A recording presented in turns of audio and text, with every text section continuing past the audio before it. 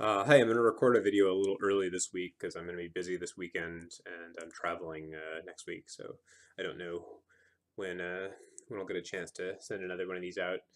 Um, so I've been working on what's called the Outliers Grotto, which is probably the biggest single feature that will uh, make the early access release on January 1st stand apart from the current beta version of the game. And I say a single feature, but it's actually kind of a collection of features or a way of showcasing a bunch of features that I've had in mind for a while now. So the idea is in the game, at the end of episode 1, you sort of unlock this home base for your character, and you reach an environment called the Outliers Grotto, which is just this big open environment that's not hostile.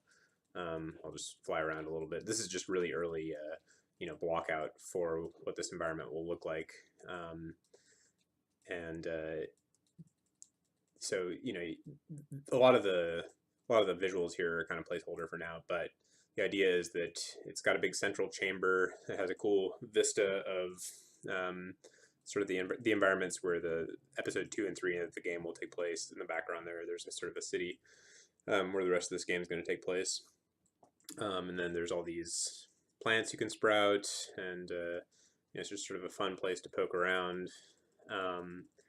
And there's this central sort of tree fungus creature that has a bunch of things growing on it, and a big pool of ectoplasm down below.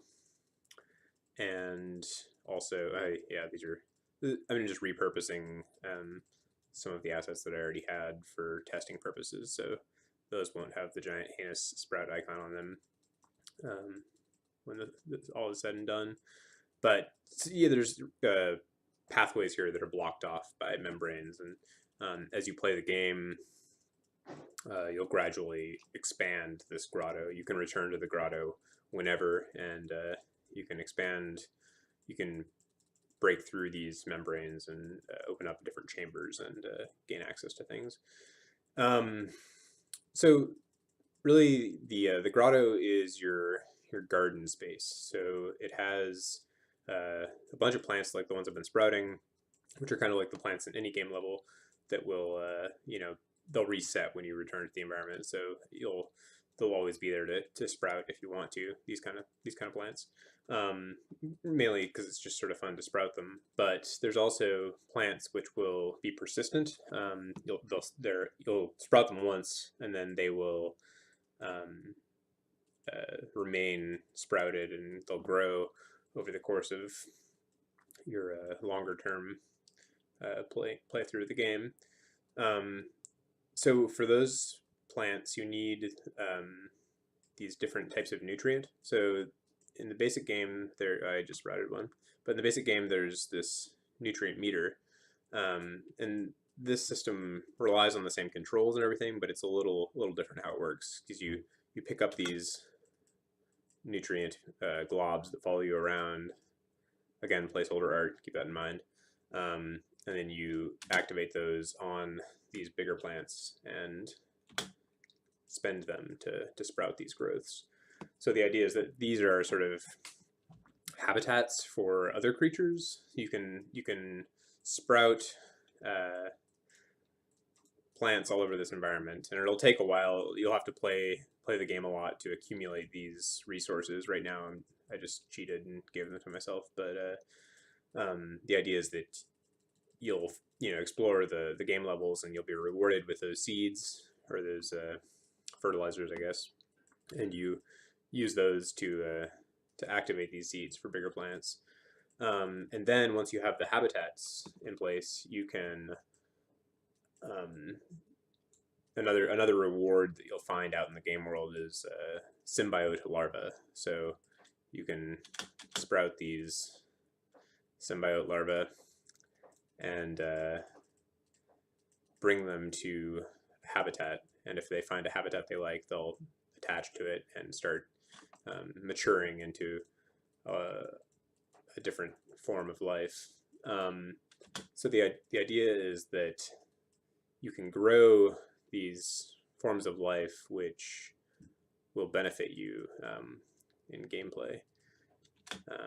And different types of life require different habitats. So like in this case, I have these plants here I've sprouted for the orange larva there, but if I want to find a home for the blue ones that are following me right now, I need to go down into the ectoplasm and sprout some of the seeds down here, which are a different type.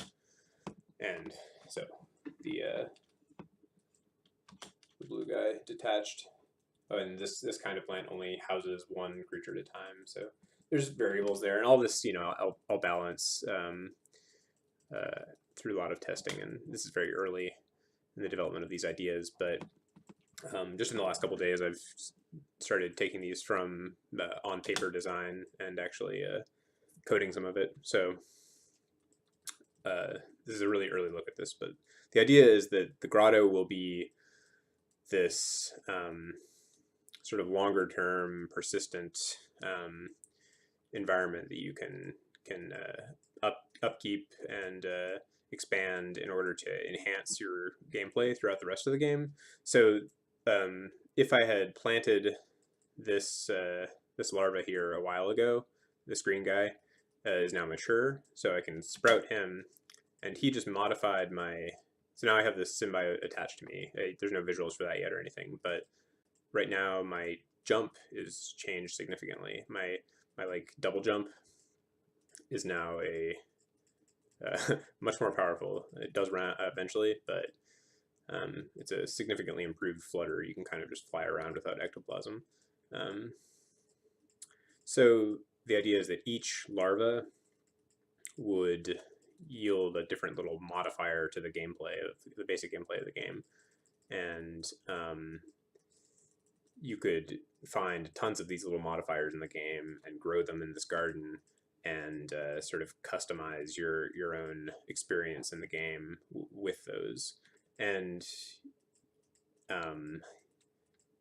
they're almost like these symbiotes are kind of like gear in a game where you equip them, and maybe you can only have one type equipped at a time. So it's like your armor. You can only wear one set of armor at a time, and then as you die in the game, you'll wear that out, and eventually the symbiote will die too, and you'll have to come back to your garden and pick up another one. So there's an incentive to grow a bunch of different types of these modifiers in your garden.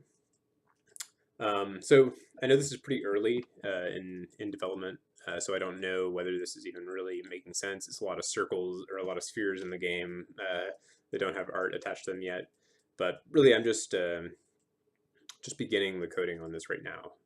But I hope to have it in a more presentable place before the January 1st release. So as like this beta release that's already out, that's sort of allowing me to get feedback on the basic platforming gameplay in the game. And then the first early access release will be hopefully the more polished version of that platforming based on all the beta feedback, plus this this mechanic, this system, a little more fleshed out than it is right now, but in a state that's more like the beta version of this mechanic. So there's going to be this sort of incremental improvement of the game with different releases over the next year or so in early access to get all these systems in place and get them all on a similar quality level, and then hopefully after that I'll spend another year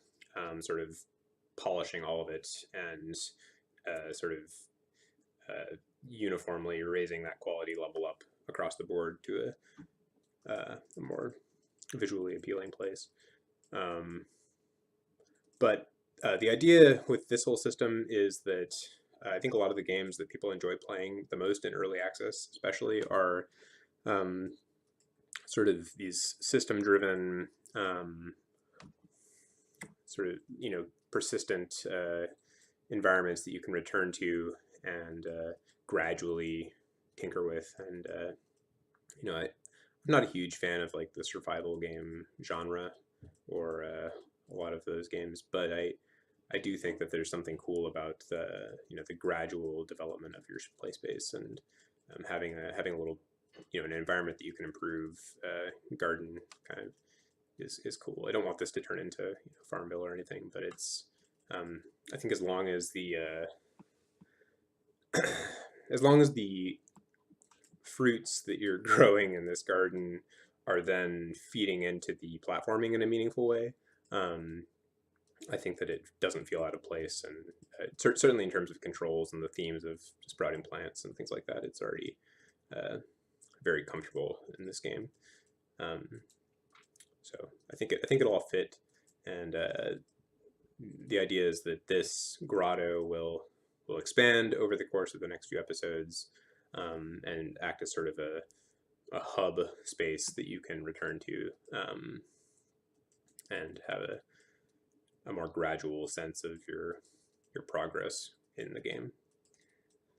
All right, well, I hope that made some sense, and I hope it's interesting to you, and thanks for watching. I'll talk to you all later.